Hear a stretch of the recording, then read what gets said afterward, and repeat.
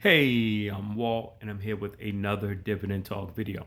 All right, in this video, I am going to be discussing moving on to phase three in my dividend investing journey. All right, now let's go and recap a little bit. All right, I started my dividend investing journey in April of 2020. The goal is by 2030, which would be a 10-year span, being able to generate enough passive income so that if I chose to no longer work a W-2 traditional 9 to 5 job by 2030, I could do so if I wanted.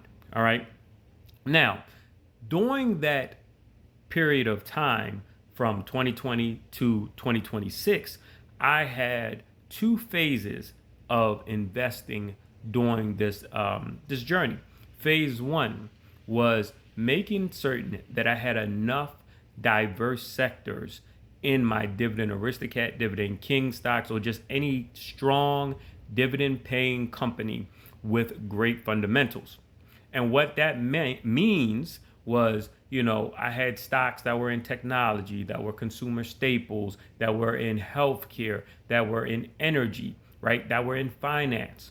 All right. That was one part of it. The second part of it was to have so many different quality stocks that inevitably I would be getting paid a dividend from some companies every month because I wanted to make sure that I was generating income from dividends every single month. All right. So once that was done in phase one, phase two took it up a notch. I wanted to make sure in phase two that I had a baseline of how much money that I was generating from passive income every month.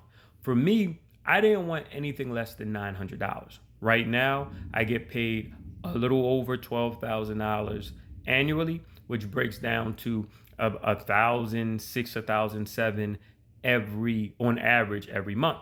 So in a quarter, which is 3 months, I have 2 quarters where I get 1,000, a little bit more than 1,000, and then I have 1 month where I get like 925, $930, which is fine, right? Because that baseline was going to help me in the present as well as going forward. And what I mean by the present is, you have inflation and you just had so much economic uncertainty, right? I look at that $900,000 a month as a second job, like a part-time job, right? Where I just don't have to work, right? So once that was secure, now phase three for me is how can I take it to the next level, right? With that goal at 2030 in mind.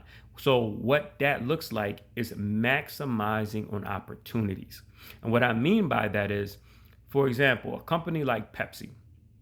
Pepsi just had their earnings report. All right. And the expectations that Wall Street had, they didn't meet. That doesn't mean that Pepsi wasn't profitable, because they were.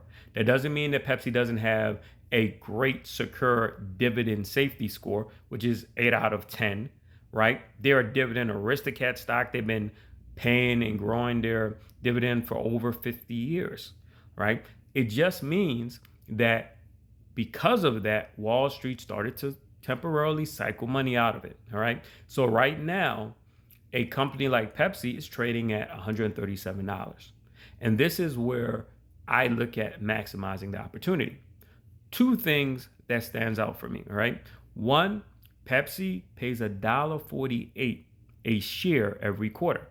If you've been keeping up with any of my videos, you know that one of the things I look at when buying shares of a stock that I already have, or even entering a new position, I want to make sure that for every $10 that share is going to cost me, I'm getting back at least 10 cents in dividends, right?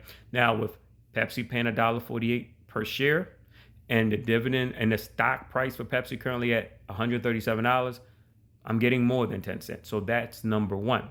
Number two is I like to buy the stock under the average share price. And when I look at Pepsi, the analysts say the average share price is $166 in the next year. So not only would me being able to, you know, start to buy this stock when it's under, for me, $148, not only an opportunity, but I'm also being able to lock in future capital appreciation. Now, why phase 3 is so important? In phase 2, Pepsi paid me last month, which would mean that I would only be focusing on stocks that's either going to pay me in July or in August. But because I have locked in that baseline that in phase 2 that allows me to, be more charitable, or if an unexpected expense pop up, instead of having to use savings or emergency funds, I can pay for it out of dividends. Or if I just wanted to take a trip or get better seats at a game, right? I can do that with that baseline. Now it's about taking opportunities when I see them, like Pepsi. And then when I do my big dividend haul that I do twice a month from my budgeted W-2 income, I can focus in and hone in on these solid companies like a Pepsi, where I can buy that, maybe 20, 30 shares before it hit that $150 mark, and be able to, grow my dividend income even faster. And instead of $12,000 being paid to me annually, by this time next year, it could be 24. So phase 3 is maximizing opportunities that are going to allow me to grow my annual income even faster. All right. So if you have any questions, please leave them below. And as always, I will answer them.